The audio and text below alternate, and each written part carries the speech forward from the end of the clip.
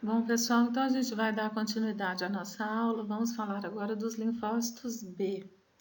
Já sabemos que eles são produzidos e maturados na medula óssea e que quando saem da medula óssea, saem já maduros, imunocompetentes. Já sabemos também que são células capazes de reconhecer sozinhas antígenos não próprios e dar início a uma resposta inflamatória, uma resposta imunológica, assim como os macrófagos fazem. Então, nesse slide, a gente relembra que o linfócito B, que está representado aqui nesse primeiro desenho em amarelo, ele precisa ser ativado para sofrer um processo de expansão clonal, depois se diferenciar em plasmócito e aí produzir anticorpos. Então, no primeiro quadrinho, o autor está mostrando um exemplo em que o próprio linfócito B maduro, através das suas imunoglobulinas de superfície, reconheceu um antígeno que está representado aqui pela bolinha vermelha. Um pouquinho à direita, na célula, ainda no mesmo desenho, o autor mostra esse mesmo linfócito B apresentando o antígeno já processado com um MHC2 a um linfócito T auxiliar. Nesse caso aqui, o autor escolheu um linfócito T auxiliar do tipo 2 para representar o exemplo. A gente sabe que o linfócito T auxiliar do tipo 2 ele vai ter o TCR acoplado ao CD4, que vão encaixar na MHC do tipo 2. Isso vai ativar o linfócito TH2 ou qualquer outro linfócito auxiliar a produzir citocinas inflamatórias. O que muda é o tipo de citocina inflamatória que eles vão produzir. E essa citocina inflamatória, então, estimula a proliferação do linfócito B, vocês podem ver no quadrinho do meio, e posterior diferenciação desses linfócitos B em plasmócitos.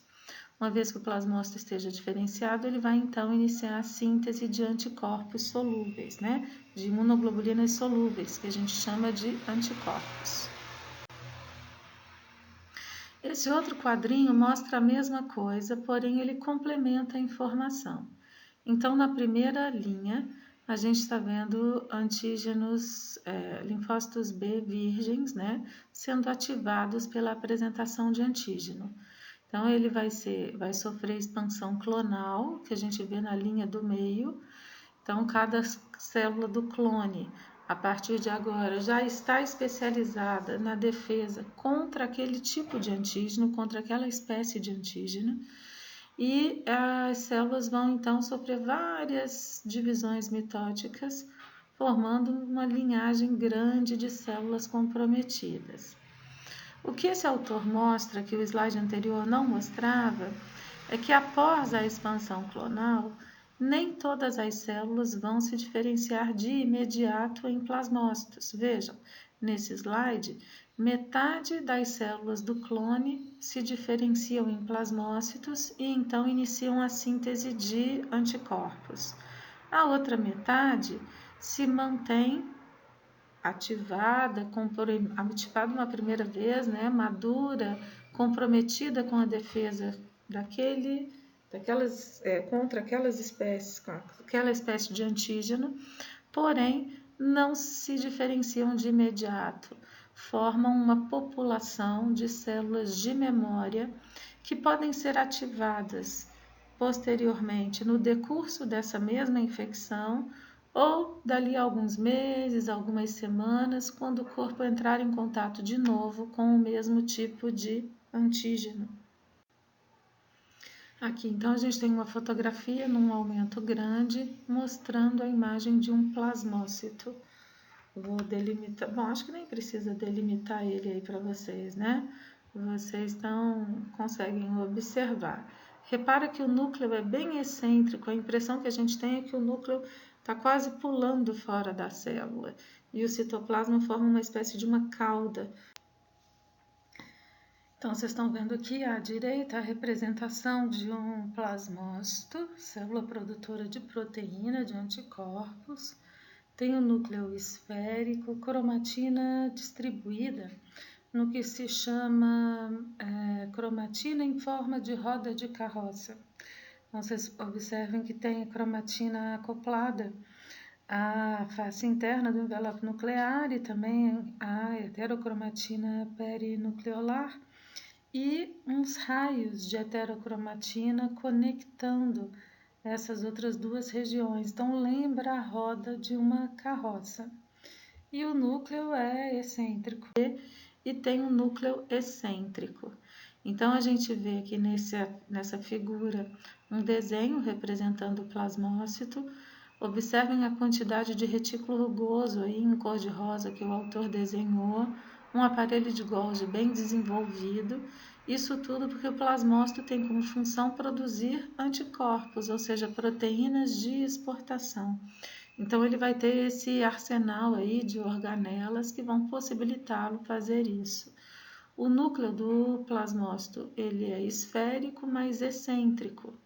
Observa aqui na fotografia da lâmina à direita, né? Os plasmócitos estão indicados aí com setinhas brancas. E aí vocês veem que ele tem um citoplasma bastante desenvolvido, né? Uma área clarinha perto do núcleo, que corresponde ao local onde fica o aparelho de Golgi, e o núcleo dele é claro, com nucleolo evidente e com heterocromatina distribuída ao longo do envelope nuclear. Aqui a gente mostra um tecido inflamado, né, com uma quantidade enorme de plasmócitos. Então, sabemos que a função dos plasmócitos é produzir e secretar anticorpos. Mas o que são anticorpos? Anticorpos são proteínas, né? Um complexo de proteína, uma proteína tetramérica, significa formada por 4 cadeias de aminoácidos, 2 cadeias longas e 2 cadeias curtas. Eu vou marcar aqui com a... Bom, se anticorpos são proteínas, fica a pergunta, como que os anticorpos, que são simples proteínas, ou seja, são moléculas, não têm vida própria, como conseguem combater antígenos, que por vezes são partículas virais, por vezes são micro-organismos ou até às vezes organismos multicelulares? Não é? É difícil entender isso. Então, na verdade, os anticorpos, eles facilitam muito a defesa do nosso organismo, facilitam demais a resposta imunológica, tornam essa resposta muito mais eficaz. E, basicamente, são 3 as estratégias que os anticorpos usam, né, para ajudar ou para auxiliar na defesa imunológica. A resposta para essa pergunta são 3 estratégias diferentes. Então, anticorpos podem neutralizar antígenos, ou seja, impedir que o antígeno exerça a sua ação nas células do corpo, seja esse antígeno uma toxina, uma partícula viral. Ele pode opsonizar os antígenos, é a segunda estratégia. Opsonizar significa marcar como ele é produzido com extremidades afins e complementares aos epitopos dos antígenos. Os anticorpos, que são proteínas adesivas, eles se fixam a esses epitopos antigênicos, né, a essas frações antigênicas, marcando o micro-organismo, ou o verme, ou seja lá o que for, né? E quando eles fazem isso, a fração comum dos anticorpos fica exposta, facilitando o reconhecimento daquele complexo por uma célula fagocítica. A terceira estratégia é que anticorpos, através da sua fração comum, podem ativar células efetoras. E o que são células efetoras? Como o nome diz, são células que fazem alguma coisa, né? Alguma coisa o quê? São células que fagocitam, células que produzem toxinas e que vão então se encarregar de eliminar os antígenos. Nós vamos ver isso, então, tópico por tópico, nos próximos slides. Uma vez que o antígeno esteja revestido pelo anticorpo, que é o que vocês estão vendo no primeiro desenhozinho desse slide, então tem um antígeno representado em vermelho e vários anticorpos representados em azul. Repara, a fração específica ligou no antígeno e o que ficou exposto na superfície foi a fração comum do anticorpo. Como a gente sabe que existem células que têm receptores para a fração comum, como macrófago, neutrófilo, eosinófilo e outras, esse antígeno marcado por anticorpos, ou seja, opsonizados por anticorpos, vão ser mais facilmente reconhecidos, fagocitados e destruídos pelos lisossomas das células fagocíticas, ok? Então, é uma outra função, uma outra maneira como os anticorpos facilitam e melhoram a nossa resposta imunológica, ou seja, facilitando o reconhecimento, fagocitose e destruição de antígenos. E uma outra maneira de atuação dos anticorpos é que, às vezes, o anticorpo ligado no antígeno, ele não vai provocar uma fagocitose, mas ele vai ativar uma célula que vai liberar citocinas, matando o antígeno marcado com anticorpo. Então, nesse slide, por exemplo, vocês têm aí representação de uma ameba. Ela foi marcada com anticorpos, a fração comum do anticorpo ficou exposta e a célula natural killer tem receptor para a fração comum do anticorpo. Se a ameba não tivesse revestida por esses anticorpos, a célula natural killer não perceberia a presença dela e não se ligaria a ela e, consequentemente, não liberaria toxinas em direção a esse protozoário, causando a morte dele. A liberação de citocinas está representada aí no terceiro quadradinho, essa manchinha roxa que está sendo liberada pelas células-alvo, pelas células natural killer. Então, vocês vejam que aqui a opsonização não serviu para induzir uma fagocitose, mas serviu para ativar uma célula que vai matar o antígeno através da liberação de toxinas. Um outro exemplo de ativação de células efetoras é o que acontece com os mastócitos.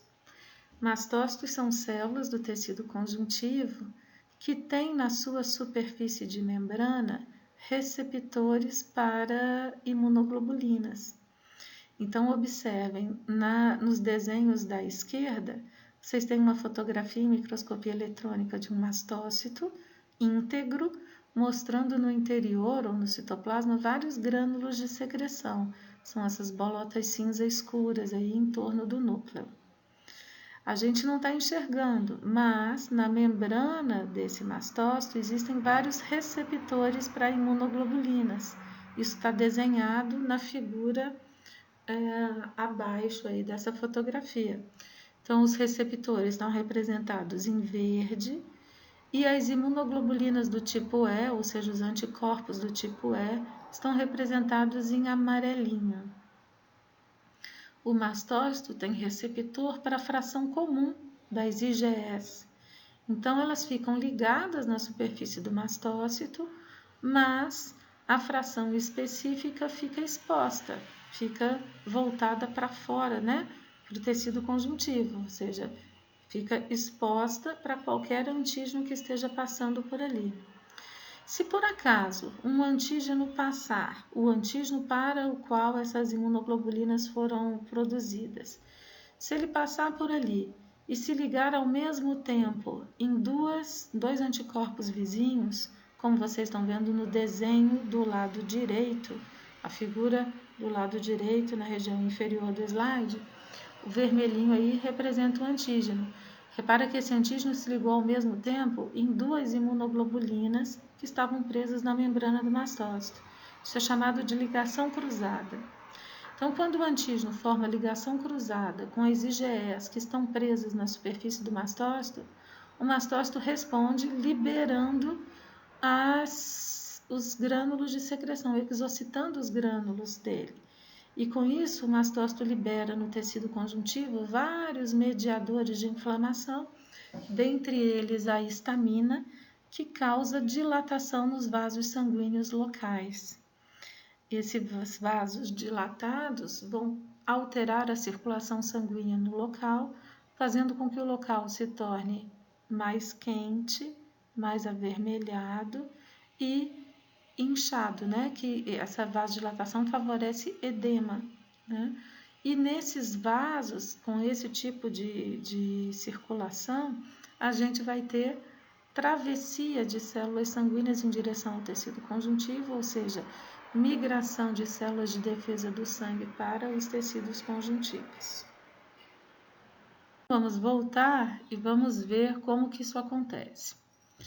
Bom, nesse slide, os desenhos da linha de cima estão representando uma toxina. A toxina está representada por esse triângulo amarelo junto com essa bolinha vermelha. Então, uma toxina pode ser um veneno de cobra ou qualquer coisa desse tipo, uma droga, ou seja lá o que for. Ela está se ligando a algum receptor celular. Uma vez ligada ao receptor, ela vai ser interiorizada e liberada na célula, causando dano a essa célula. Bom, se essa toxina que está circulando no corpo, por exemplo, o veneno de uma cobra, de um escorpião, uma aranha, seja lá o que for, se essa toxina for reconhecida pelo anticorpo antes de se ligar ao receptor da célula alvo, como está mostrado no último desenho, no último quadradinho da direita da linha superior, repara, se ela ligou no anticorpo, ela não vai conseguir ligar no receptor. E se ela não conseguir ligar no receptor, ela não vai causar dano à célula-alvo. Ou seja, o anticorpo neutralizou a ação daquela toxina. Esse raciocínio é o mesmo que em relação aos vírus. Veja bem, na linha de baixo, essa bolinha vermelhinha com esses risquinhos representam vírus. Os vírus, através de glicoproteínas do capsídeo, interagem com receptores de células-alvo e são interiorizados por essa célula-alvo. É o que vocês estão vendo no segundo quadradinho.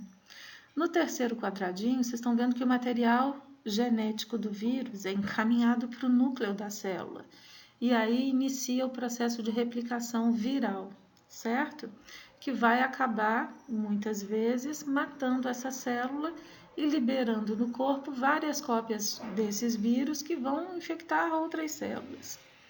Então, veja bem, se a gente tiver anticorpo circulando para um vírus que a gente esteja em contato com ele ou sofrendo infecção por ele, e se esses anticorpos se ligarem no vírus antes do vírus ligar no receptor celular, ele não vai conseguir invadir a célula e não vai conseguir se replicar.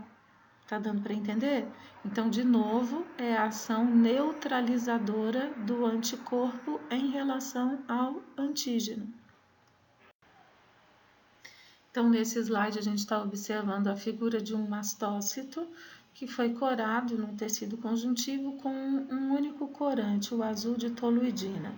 Por isso, vocês estão vendo o slide todo corado em azul. Então, vocês estão vendo no centro da imagem duas células grandes.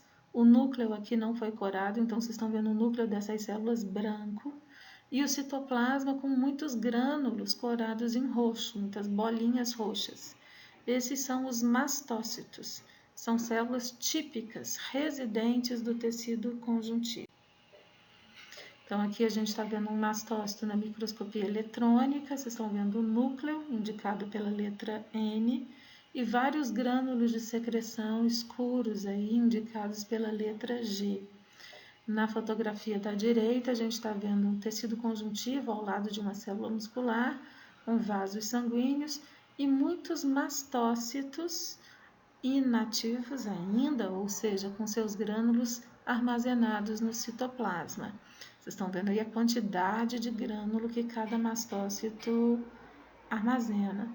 Se esse mastócito for ativado por uma citocina pró-inflamatória, por exemplo, interleucina 1, TNF-alfa, ou pela ligação cruzada de antígenos com os anticorpos que ficam presos na sua superfície, ele exocita os grânulos, liberando várias moléculas, inclusive a histamina, que difunde na matriz do tecido conjuntivo e acaba atingindo os vasos sanguíneos vizinhos, provocando dilatação. Esse desenho mostra para a gente o que aquele desenho anterior já mostrou, que na superfície do mastócito existem receptores para IgE, aqui eles estão marcados em vermelho. As imunoglobulinas do tipo E que os plasmócitos produzirem, então, ao invés de ficar circulando pelo corpo, elas tendem a se fixar na superfície do mastócito, e quando um antígeno para o qual esses anticorpos foram produzidos se ligar ao mesmo tempo em dois anticorpos de superfície, o mastócito acaba degranulando e liberando no tecido conjuntivo vários mediadores inflamatórios, que, dentre outras coisas, favorece a dilatação vascular e a diapedese. Então, a gente tem aqui duas fotografias. Na esquerda, um mastócito não ativado, íntegro, com seus grânulos armazenados, e à direita, ele ativado, já sem grânulo nenhum. Vocês viram, então, vocês perceberam que os mastócitos são células que produzem e armazenam uma quantidade enorme de grânulos citoplasmáticos. Nesse slide, vocês têm alguns exemplos de citocinas que ficam armazenadas nesses grânulos. Essas citocinas são chamadas de citocinas pré-formadas, porque elas ficam prontas no mastócito, armazenadas, ou seja, ele não precisa ser ativado para produzi-las, ele já as tem em estoque, vamos dizer assim.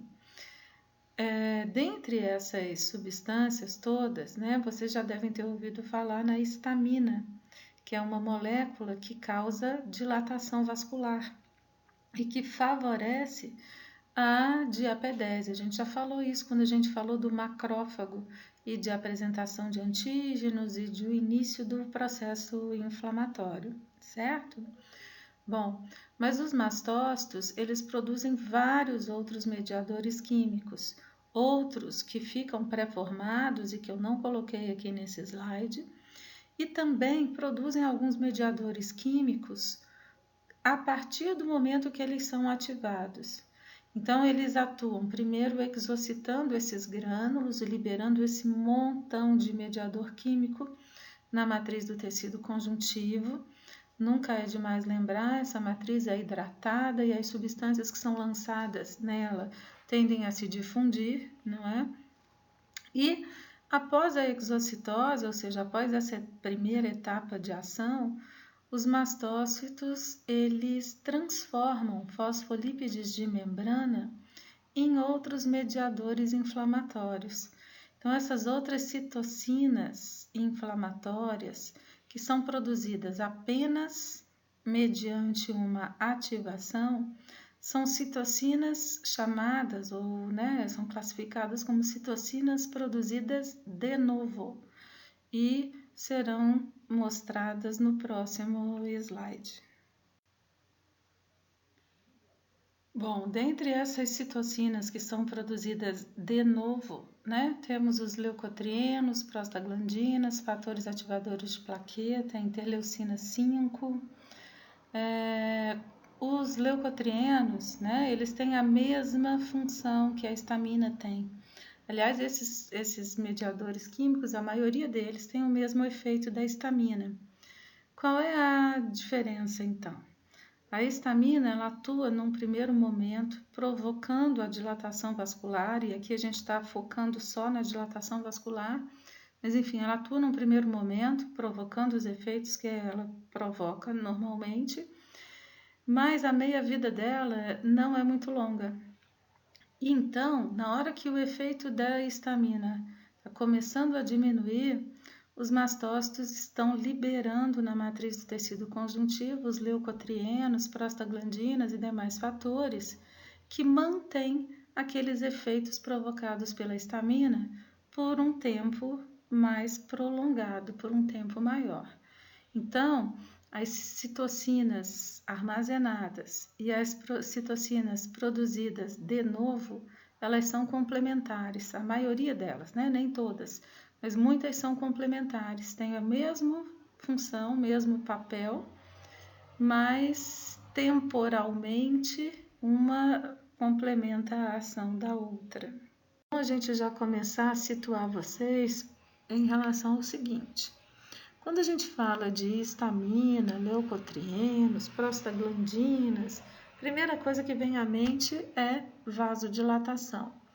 Mas essas substâncias, elas também têm outras ações. Então, elas causam relaxamento da musculatura lisa dos vasos sanguíneos, provocando dilatação vascular, mas elas provocam na musculatura lisa do trato digestório e respiratório o efeito contrário, ou seja, contração. Então, elas diminuem a luz dos órgãos do trato respiratório, dificultando a respiração, né? E elas também aumentam o peristaltismo, ou seja, estimula a contração da musculatura lisa do tubo digestório, certo? Além disso, muitas delas estimulam uma maior produção de muco, tanto pelas células caliciformes quanto pelas glândulas dos órgãos no trato respiratório, por exemplo. Por isso que quando a gente tem uma reação alérgica, onde os mastócitos são bastante requisitados e ativados, a gente tem um excesso de produção de muco no trato respiratório, certo? Bom, e aqui um último slide aí em relação aos mastócitos, só para falar, situar como que eles podem ser ativados. Então, numa resposta inflamatória a um antígeno, eles são ativados pelas citocinas TNF-alfa e interleucina 1, liberadas pelas células profissionais na apresentação de antígeno e também pelos linfócitos auxiliares, mas numa resposta alérgica, eles são ativados não pelas citocinas, mas pela formação de ligação cruzada entre antígenos e anticorpos nas suas superfícies. Ok?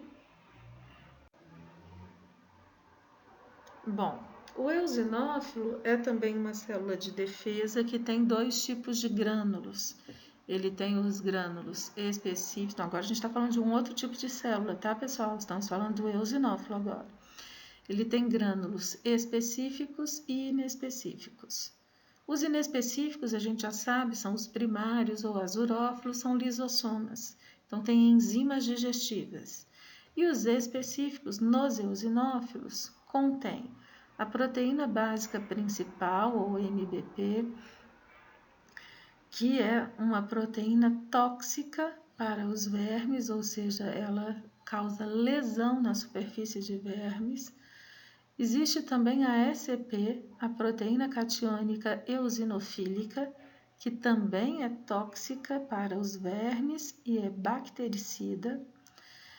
Nos grânulos específicos, a gente ainda encontra a eurotoxina eosinofílica, que também é tóxica para os vermes, além de encontrar as enzimas estaminase e arilsulfatase. A estaminase, como o nome indica, ela degrada a histamina e a arilsulfatase degrada os leucotrienos. Ou seja, eosinófilos, através dos seus grânulos específicos, podem atacar e diminuir o metabolismo dos vermes, impedindo reprodução de verme no interior do nosso corpo. Eosinófilos podem reverter o processo inflamatório na medida em que degradam os agentes vasodilatadores, tanto a histamina quanto os leucotrienos. Então, são importantes no final do processo inflamatório para promover um retorno à normalidade no que se refere à circulação sanguínea. Nesse slide, então, a gente vê um eosinófilo num esfregaço sanguíneo.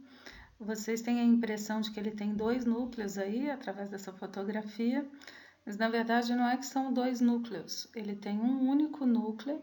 O núcleo é lobulado, assim como os dos neutrófilos, estão lembrados?